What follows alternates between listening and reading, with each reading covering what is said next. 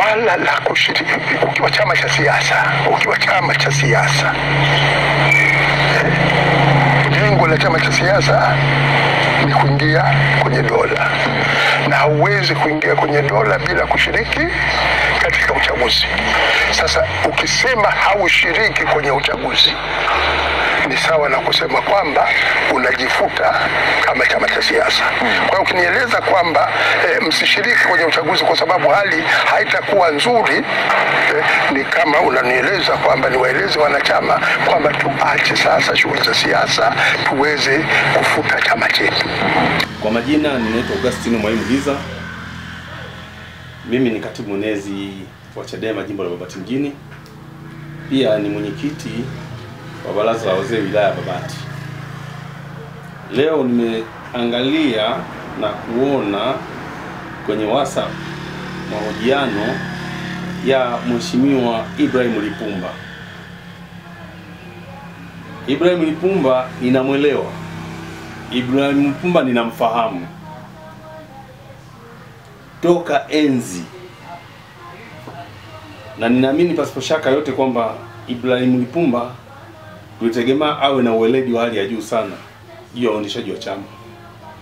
Lakini sasa inatilia mashaka makubwa mno sana. Ibrahim Lipumba, kwanza wao ndio watu wa kwanza kutuingiza chaka. Haiwezekani tukubali kuingia kwenye uchaguzi ikiwa watu hawajabadilisha katiba. Ilikuwa wagombea kuingia kwenye uchaguzi mwaka 95 ili katiba ibadilike iwe ni ya mfumo wa vyama vingi kama katiba ya Zanzibar ambayo ndio hii hapa. Katiba ya Zanzibar ina mfumo wa vyama vingi, lakini ya Tanzania bara hakuna. Sasa anaposema kwamba yeye atashiriki, nataka kumweleza Ibrahim Lipumba kwamba chama si mali yake. Chama ni cha wanachama na katiba ni ya wananchi. Tume huru ni ya wananchi. Leo vyote hivi vinaegama katika serikali. Katiba inaegama kwenye serikali, jinani tume huru inaegama kwenye serikali. Anategemea huyu ni msindikizaji. Yeye ni msindikizaji. Kwa sababu ukiangalia kwenye katiba ya Jamhuri ya Muungano wa Tanzania inasema kila mtu anayo haki ya kumiliki mali na haki ya kuhifadhi ya mali yake alionayo kwa mujibu wa sheria. Twende kwenye uhalisia, mali ni nini? Hata kula yako ni mali yako. Ajitambue Ibrahim Lipumba na wenzake wanaofiagilia. Kula ni mali yako. Una haki ya kuilinda kwa nguvu zozote. Leo unasema unashiriki uchaguzi ili ukaibiwe? Unashiriki uchaguzi ili ukapigwe vigongo? Simuelewi. Profesa na uprofesa wake inawezekana uprofesa huo ni wa vitabu, sio profesa vitendo.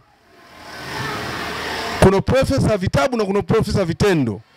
Vitendo ni tofauti na vitabu. Vitabu vinaelekeza, lakini ukikosa kitabu huwezi kufanya kazi. Lakini leo chukua fundi wa gari ambaye kafundishwa mtaani, hana haja ya kitabu. Atatengeneza gari na utashangaa. Lakini mchukue mtu aliyesoma, lazima awe na kitabu kimweleze kwamba hii ni fila gauge, hii inapimwa kwa fila gauge inchi ngapi kwenye valitapeti. Uprofesa ni cheo. Ni cheo, kasoma, sijakataa. Lakini uprofesa wake anaangukia pua. Anakubaliana na mambo yanayofanyika ndani ya serikali hii. Anakubaliana nayo. Na ndio maana kuna kati alimwambia mama 2025 utapita tu. Maana yake nini? Hivi nijiulize, hicho ni chama ama ni sakosi hiyo?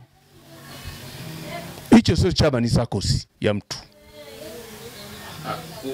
Nyinyi mnachukuliaje sasa nyinyi ambao wapinzani ambao mnasema no reform, no election, alafu naona wapinzani wengine wanasema uchaguzi uko pale pale. Tunajua, tunafahamu kwamba katika ushindani kuna ushindani pia wa kuonekana kwamba wakiunga mkono itakuwa Chadema imepanda juu, lakini Chadema iko juu tu. No reform, no election. Kama hakuna mabadiliko, hakuna uchaguzi. Tunakwenda kuongea na wananchi, kuambia wagombea uchaguzi. Wananchi wana say ndani ya nchi yao, kwa sababu katiba hii ya Jamhuri ya Muungano wa Tanzania inaruhusu waseme, wapaze sauti.